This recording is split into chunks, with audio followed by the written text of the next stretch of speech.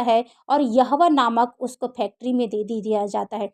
जब यहोवा के फैक्ट्री में पहुँचता है तो यहोवा उसी तरह से साफ़ किया जाता है, उसको धोया जाता है, उसको जल में डुबोया जाता है धोने के लिए, फिर उसको आग में तपाया जाता है और आग में तपाकर उसको फिर से नया बनाता है। और जब वो आग में तप कर और परमेश्वर यहोवा उसको नया बनाता है, तो वो जब वो पहले मनुष्य था, उसका कीमत जब वो नया बनाता है तो उसकी कीमत परमेश्वर उसको बढ़ा देता है। उनका जीवन पूरी तरह से परिवर्तन हो जाता है। वो कूड़े से निकाल कर, वो घूरे से निकाल कर उस जो मनुष्य का जीवन मैले-चिथड़े के समान, जब मैले-चिथड़ा रहेगा तो कहाँ रहेगा? ढेर में दे दिया जाएगा या कबाड़ में दे दिया जाएगा। तो परमेश्वर वहाँ से निकाल कर परमेश्वर अपने नाम के निमित्त अपने अपने फैक्ट्री पर अपने अनुग्रह से, अपनी दया से मनुष्य के जीवन को बदल कर उसको नया मनुष्य में बदल जाता है। उसका स्वभाव बदल जाता है, उनका विचार बदल जाता है, उनका चाल-चलन बदल जाता है, उनकी